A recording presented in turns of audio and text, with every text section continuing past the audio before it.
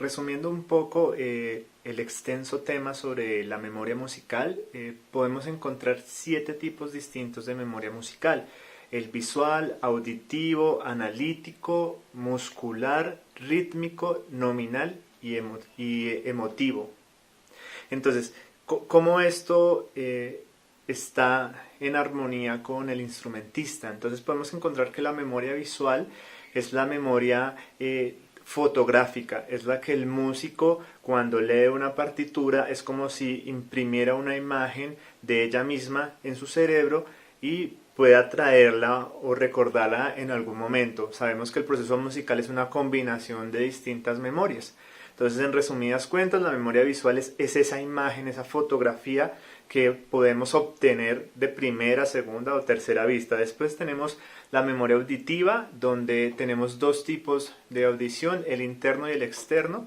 El externo es todo ese sonido que percibimos, con el cual podemos tener una guía del repertorio, una guía del sonido, de nuestros ejercicios. Y tenemos el interno, que es donde se recrea de por sí el sonido sin tener una fuente externa, donde podemos evocar sonidos para prácticas, transcripciones, etc. Después tenemos la memoria analítica, que esa memoria es súper importante porque nos da a nosotros un panorama sobre el movimiento musical, nos puede traer, o sea, nos puede evocar ciertos movimientos, nos puede ayudar a salir de baches cuando tenemos que no recordamos la música. Entonces podemos traer esa memoria analítica que nos permite generar un camino y salir adelante. Sirve mucho para improvisar sobre el momento. Cuando tenemos esos baches y no recordamos ciertas cosas, nuestra memoria analítica nos permite a nosotros saber hacia dónde vamos o cómo desenvolvernos en cierto momento para otra vez coger el cauce de la obra. Tenemos la memoria muscular, que es súper importante para el instrumentista. Yo creo que de esto depende un montón la interpretación y la carrera de él, y es como nuestros músculos, nuestros dedos, cada falange convierte en un proceso mecánico la digitación en cualquier instrumento, o incluso la garganta, los pliegues vocales o los músculos de la cara, toda esa musculatura que de repente va a generar en nosotros mecanismos que a la larga van a hacer que liberemos la presión del cerebro para estar pensando en esas escalas, sino nuestros dedos van a ser mecánicos y nos van a permitir ir más allá en el tema musical. Tenemos la memoria rítmica, que efectivamente va directamente al ritmo, a cómo percibimos el ritmo, cómo podemos acordarnos de esas células rítmicas, cómo podemos modificarlas, cómo podemos traer a la memoria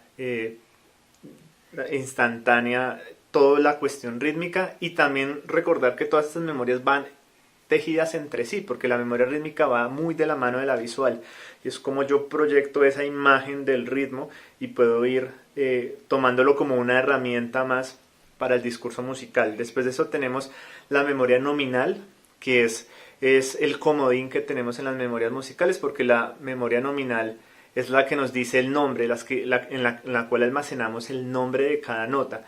Y esta entra en acción cuando el resto de memorias ya no pueden actuar más. Entonces tengo la visual, tengo la rítmica, la auditiva, y de repente me hace falta algo.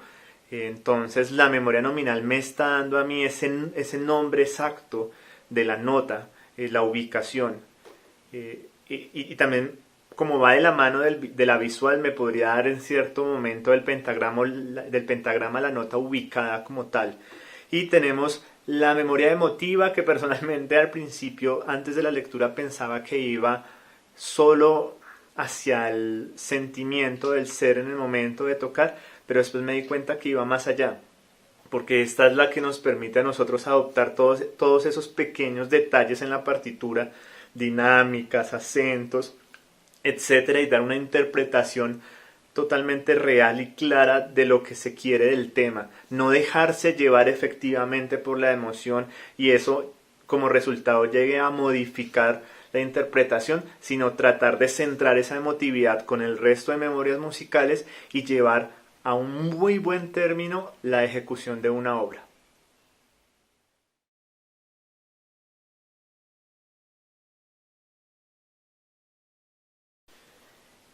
Yo pienso que las memorias que se usan para transcribir, las memorias auditivas, son todas.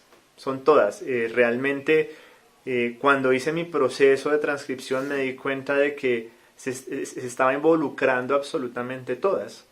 Pensé en un inicio que para transcribir solo se necesitaba la auditiva, pero entendí que el proceso, cuando se deja solo a esa memoria, se retrasa y también hay un montón de inconvenientes que surgen. Entonces, pienso que para transcribir, personalmente, uso casi todas, si no son todas realmente, porque ando pensando en la memoria emotiva y si yo logro mirar la intención del instrumentista o de la persona que estoy escuchando y que estoy transcribiendo, seguramente algo de esa emotividad ahí me ayudará a manejar la dinámica o la intención. Entonces pienso que al final de la jornada realmente se usan todas las memorias.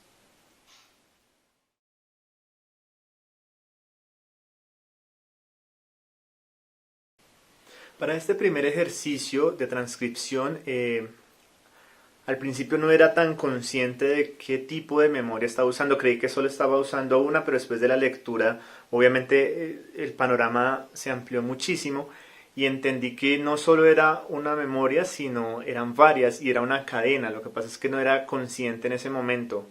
Entonces yo empecé con la memoria auditiva, tomé una primera impresión del tema, dije, ok, se está moviendo así, tiene estos cortes, tiene un solo, tiene estos instrumentos. También a través de esta memoria lo que hice fue identificar las fuentes sonoras, qué tipo de instrumentos estaban. Después de hacer ese proceso y de mirar qué tonalidad estaba, tan igual que su métrica, entonces utilicé la memoria analítica. Entonces ella me dijo, ah, ok, está en esa tonalidad, entonces puede tener estas posibles escalas, puede tener esos acordes, y el panorama fue mucho más claro a partir de ahí.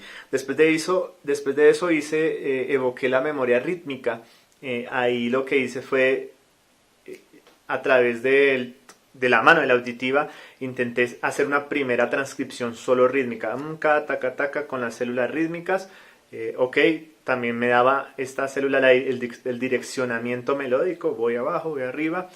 Y después de eso hice la nominal, obviamente. Entonces cogí y con mi instrumento, guitarra, también con el piano y algunos vientos, comencé a sacar el tema, las notas guías, y después de eso entonces ya empecé a escribir en la partitura con nombres y direccionamiento de escalas. También hice un poco de uso de la memoria muscular, porque en los vientos, especialmente en las escalas, como que con los dedos decía, bueno, sube, bajo, más o menos a donde voy. Entonces, inconscientemente la digitación me ayudaba. Y al final, obviamente, pues hice un uso de la memoria visual, combinando todas, ya viendo la partitura. Entonces, como que mi cabeza tomaba fotografías de los momentos y los comparaba con los audios, y así saqué adelante la transcripción.